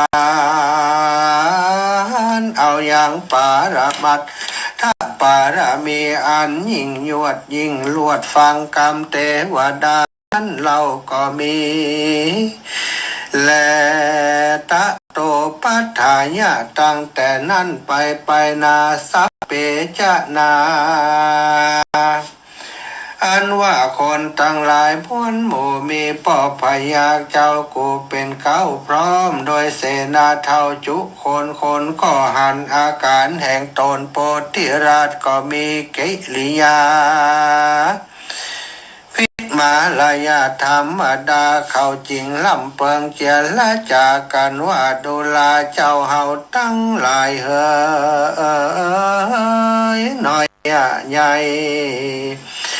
ดังเลยเจ้าเตมิยะใจกุมารมาแต่งเป็นอาการลายอย่างผสมเป็นลูกเต้าผ่านสมบัติสู่จัดดูทีอย่าได้เป็นที่สังกาแม้นแข่งขาตีนมีก็ดูดีกูอย่างหน้าตาก็สว่างดูงามร้อยว่าเหตุสันใดมาคัดขวางทำเป็นเหตุสู่เจ้าปากันสังเกตลองดูควันจะทำจังใดนั่นนาจะแลยามนั้นเราฝูงหมู่เสนาอำมาตย์เจ้าทั้งหลายตั้งข้าน้อยลาดเรือนหลวงแม่นมคนเหลียวพอเขาก็ปากันล่อกะตาม โดยอุบายลำพังและเคกสะปะสะเป็ดนานามีตนว่าเอาตาละกาเด็กน้อยจำนวน500มาเป็นป้นถึงเวลากินนมเขาก็ปากันห้องไห้ส่วนเจ้าหนอไทยเตมีก็บ่ยินดีใจไฟละบอดและบ่ได้ห้องไห้เหมือนลูกคนอื่นตั้งหลายว่าปณะภาการหนึ่งเล่าคนตั้งหลายก็มีโพธิสัตว์เจ้าเข้าไปอยู่ใกล้ไฟเพื่อเหือห้อนแสนโศกต้องหัวใจยามนั่นเจ้าก็พิจารณาในบ่ได้โศกว่าไฟในโลกยังบ่ห้อนเต่าไฟในอบายฝูงคนตั้งหลายเขาก็ปากันออกอุบายทรมานโดยอาการต่างๆเหลือที่จักจังพิจารณาที่นั่นมาอันว่าพระยาสองพ่อแม่จึงแผ่นาไปหาอย่างโพธิสัตตาธิราชเพื่อจะขอโอกาสโพธิสัตว์เจ้าปากเจรจาจริงกล่าวว่าตูตาตะดูราเจ้าลูกหักของพ่อเกียดังลือเจ้ามาก่อเป็นเข็นจะแต่งทะลิเป็นเปียเป็นง่อยอุมะตะกะถอยกายาส่วนลักษณะก็ดีเป็นส่วนมากอันหนึ่งเจ้าสัมมาเกิดในขากูลคัตติราชเจือเต้าพญาขอเจ้ากูจุงคุณนาพ่อแม่ผูงเท่าแก่เรือนหลวงคนตั้งปวงไพราชขอเจ้าจุงปากสักกามพ่อแม่ได้พ้นจากความติเตียนน้อยใหญ่ผูงข้าไพรเจ้าเมืองขายกำเครื่องโศกไม่ขอลูกนอไทยจุงสะเวยสุขแดดเตอส่วนโปติราชเจ้ากระทำตนดังบ่ได้ยินยามนั้นพระพรหมินทราชจึงหามายังนักปราชญ์และหมดวายมาทำนายลงเลขว่าเจ้ากุมาน้อยเนตรจักเป็นสันใดจาฝูงหมู่โหราศาสตร์ยอดปามมนาจาตุผู้แม่นยามเขากระทำกุณอาหารพอบวกลบต่อเป็นสายติทิยาม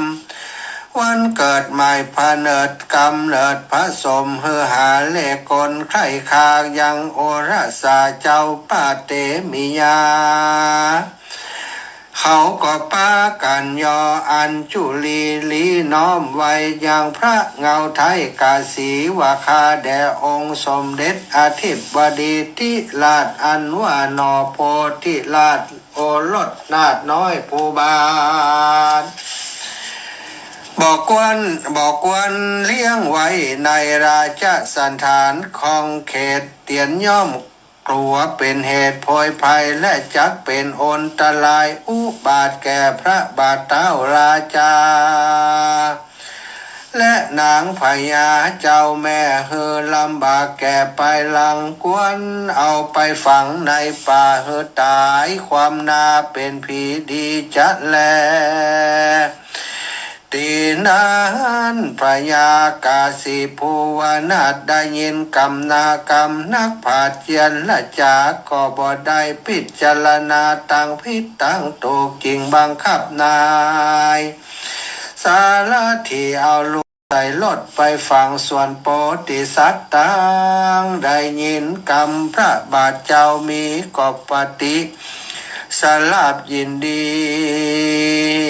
ความเปลี่ยนอันใดมีที่กูผาธนาอันยิ่งความเปลี่ยนอันนั้นก็มาสมหมายมาดผูงคนตั้งหลายใหญ่น้อยกันเขาหูเรื่องท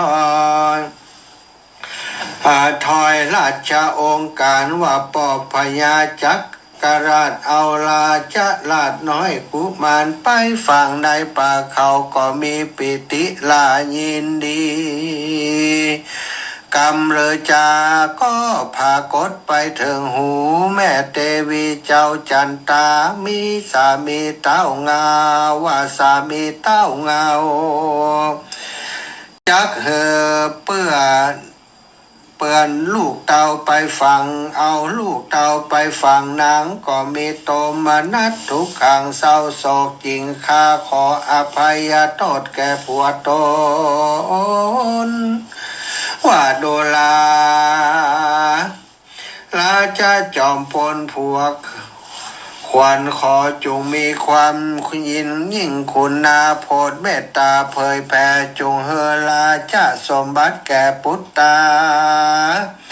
เพราะลูกเขาเป็นเชื้อคัตติยวงศาตามธรรมชาติสมควรจักเฮสะเวลาสันตะสืบสันตติวงขอพระองค์จงภายโพเธอเป็นที่ปิติปราโมทยินดีแด่ตาที่นั้นพระยากาสีตนผ่านแผ่วกันได้ฟังนางแก้วเทวีขอยกราชสมบัติสลีแก่ลูกเต้ากอดต้านตอยผูกว่าสารภาสะไหลว่าดูลานางสายใจน้องนาวมาโตอันว่าลูกเต้าเตมีเป็นคนกาลกินีกูพี่บ่เฮใดสักไวลาดบอกวันเป็นเต้าอาจเรืองบอกวันกินเมืองนั่งแตนบอกวันเป็นเจ้าเหนือแผ่นพัดเตือนย่อมจักเสียสลีแก่ไพรฝูงเต้าใหญ่เขาจักติเตียนยามนั่นนางพญาเมืองซ้ำขอเหล่าพิว่ามหาราชเจ้าบ่ฮือซะเวยนานก็ขอลดลงมาตาม7 ปีว่าอันส่วนพระนอนเนาจันกาสีก็บ่ยินดีอนุญาตปี1หักแถมกามตั้นก็บ่ปงวางยกคัดค้านว่าจักเอาไปฟังส่วนนางซ้ำขอผ่อนผันยุดย่อนสุดท้ายก่อน7 วันอันว่าพระจอมธรรมก็คิดในหลายอย่างจริงปงเฮอนางแก้วสว่างโศกาแล้วลวดอนุญาตาเฮอได้สะเวลา7 วันหากพอดีส่วนนางเทวีกันได้รับอนุญาตจริงเฮออมาตย์และเสนาติสัญญาปกเป่าเฮอรู้ข่าวตัวเวียงใจว่าตั้งแต่นี้ต่อไป7 วันนั้นเนอเจ้าบ้านเมืองกาสีดีเล่าทั่วมณฑลหากเป็นเมืองแห่งตนผู้ปกครองใหม่มีนามว่าอาจารย์นามใจว่าเจ้าเตมียะราชแล้วนางก็เอาน้ำพุทธมนต์ดีสะลีสะอาดสะหลงอาบมุทาอภิเษกกาสะเวยราชเป็นเจ้าภาพนาการังแล้วเอาคืนขี่ยังลังจ้างสำคัญตัวพระสัตว์เอาเดินแวดเลิศเวียงใจเสนาในสี่หมู่ห้อมล้อมอยู่เป็นบริวารกันเถิงวาละการกลางคืนมาหลอดนางแก้วยอดจันตาจริงเข้าไปหาแล้วปากต่อขอกับลูกน้อยนอพุตตาวาตาตะพุตตากาลูกเจ้าแม่มาเป็นตุกเล่ากันใดลูกเต่าใด16 ปีเปียที่มีบ่อน้อยแม่ยังอุปถากถนอมแม่เลี้ยงกองเฮอใหญ่วังจักเฮอไฟมีกุนตกไปโลนมาทำเป็นใบความจริงแม่หู้ได้ว่าลูกเป็นคนดีขอเจ้าบุญมีผายพอเธอแม่ได้หายทุกโศกทุกใจส่วนเต้าผู้ในเตมียะลาดก็บ่ได้ปากจาเสื่องบรรดาสักยาตุมมาหิปาว่าอยู่ปากตามเดิม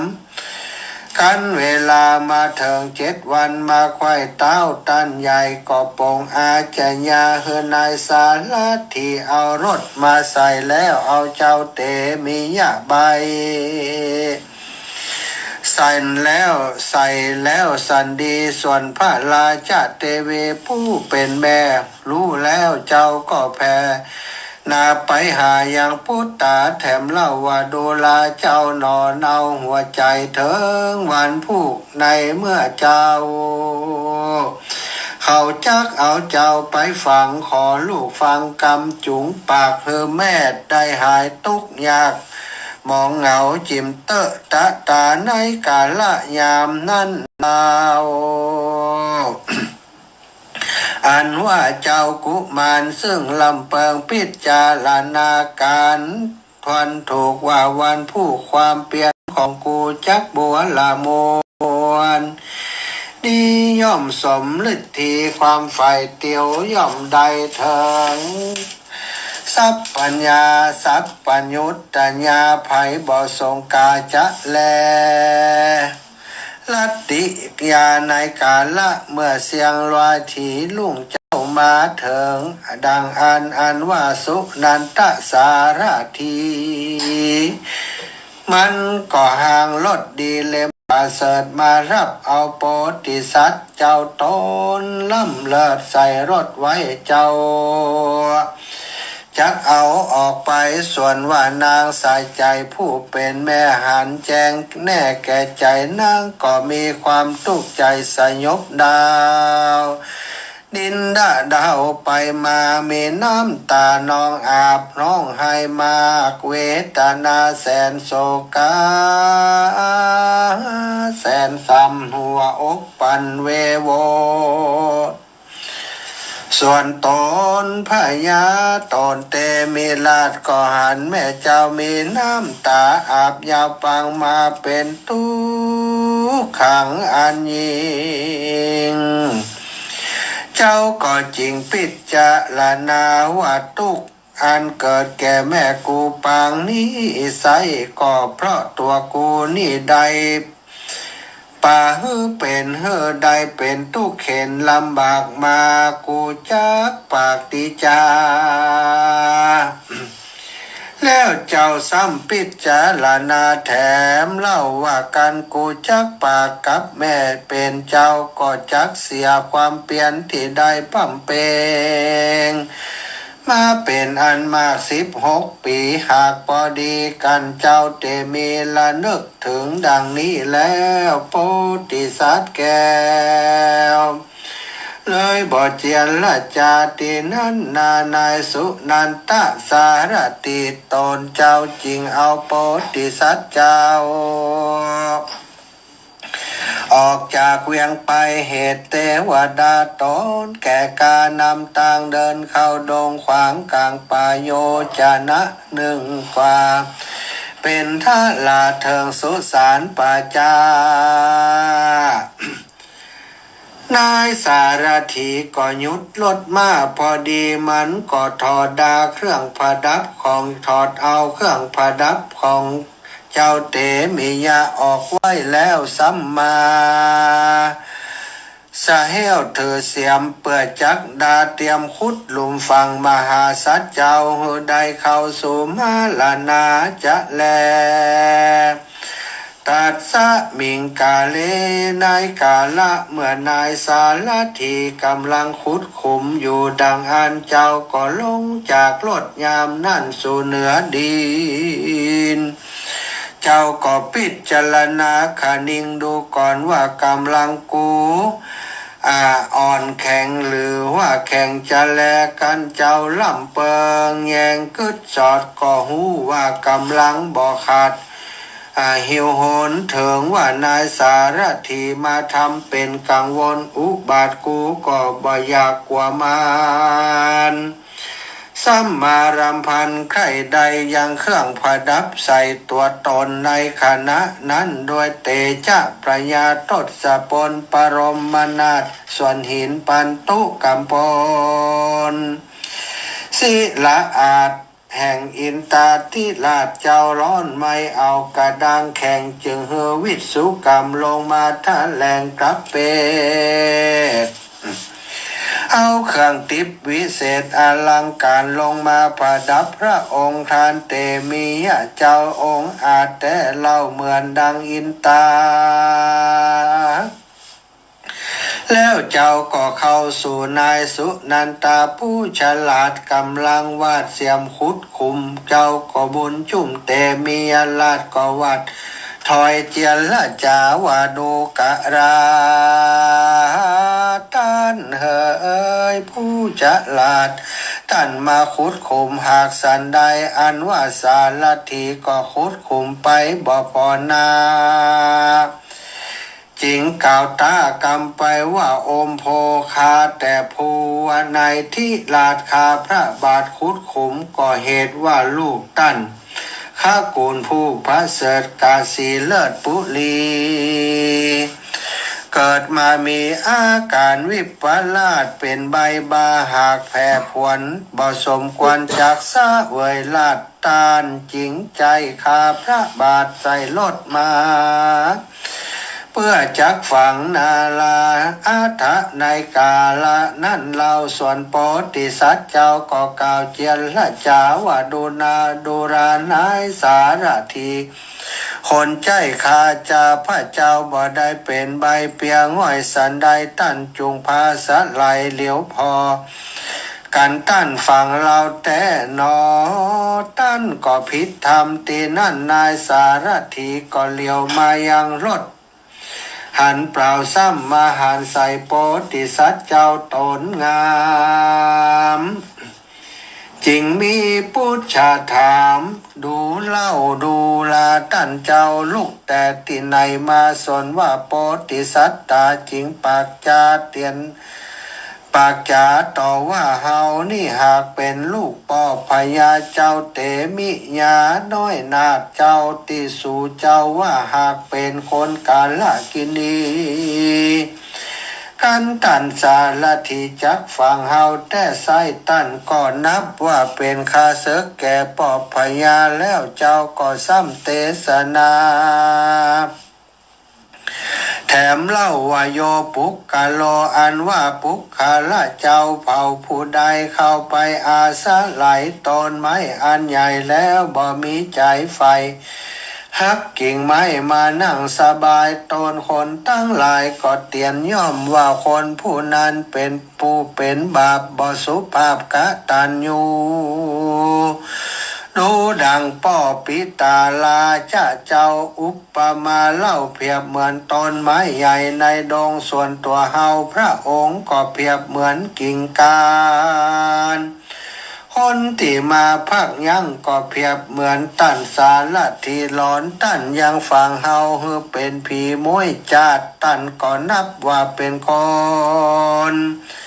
สร้างบาปอันแน่นหนาจะแลส่วนนายสารทีหูว่าเป็นเจ้าเตมีญาติแต่โสดจริงยกมือขึ้นไหวขอโทษขอขมาทรงเมตตาปลายโพดอโหสิโพดคุณนาแล้วอาราธนากับเมื่อสุปุริโยรัตถาเสวยลาจาเสพสร้างเป็นเจ้าจ้างภาพเวียงใจเจ้ากุมารพาใสขานตอบว่าเฮาบ่ปอกกับเมื่อแล้วเจ้าก็แก่เสียยังเครื่องประดับต่างๆใจเจ้าสว่างใจเจ้าสว่างยินดีมอบเพื่อสารทีคนใจแล้วเจ้าก็สั่งเฮอไปบอกแด่ปอบพญาว่าเจ้าตนเป็นพุทธาเป็นพุทธาแก่นไทยบ่ได้เป็นใบโลกาดบ่เป็นตะกาบาบอดบ่เป็นยอดผักเป็นยอดคนดีบัดนี้นาบัดนี้นาท่านได้นี่เข้าป่าบวชลาเป็นปาเลสีตินั่นนายสารทีก็กลับจากภิกษุเมืองแก้วราชกาสีไขวาตีคือพ่อพญาหูกูยางตามมี ตามที่เจ้าสั่งไข่ปันกาละเมื่อสุนันตะกลับมาจากเจ้าก็เข้าสู่ป่าสุบรรณศาลาที่สุกรรมะเนรมิตไว้ทานุ่งผ้าเปลือกเครื่องราศีหันแลอาทาราจากันพระยากาสิธิราชได้ยินกรรมจากสารถีว่าเจ้าเตมีหนีเข้าป่าบ่ได้เป็นอุมัตตกาใบบาสันใดพญาก็รีบหางรีบปนไว้บ่จะออกจากแผ่นลาปุตีเข้าคีรีในป่าตามหาลูกยาว่าพุทธาพุทธาเถิงศาลาป่าไม้ที่เจ้าหนอไทยโยกธรรมมาอาโยกธรรมสามณธรรมขออาราธนาลูกพุทธังเมื่อสะเวยลาดเป็นเต้าภาพกาสีเฮือลุ่งเรืองดีไปนากับผงไพ่ฟ้าปัจจายามนั้นนอโปธาก็บ่ได้ไปสะเวยลาดแล้วก็เทศนาธรรมเรื่องโตดกันของคการของคาราวะเธอพ่อแม่ธิราชดาฟังยามนั้นฝูงสุจะนังมวลมากก่อกันได้ยินทำเรื่องโตดคาราวะของเรือนมีตนว่าพญาบุญเรืองปิตุราชกำนางแก้วกาดอาจจันตาพร้อมลาดเกิดปิติมากในใจหายโศกาในแจ้งสว่างสมนัสสวรรค์ยินดี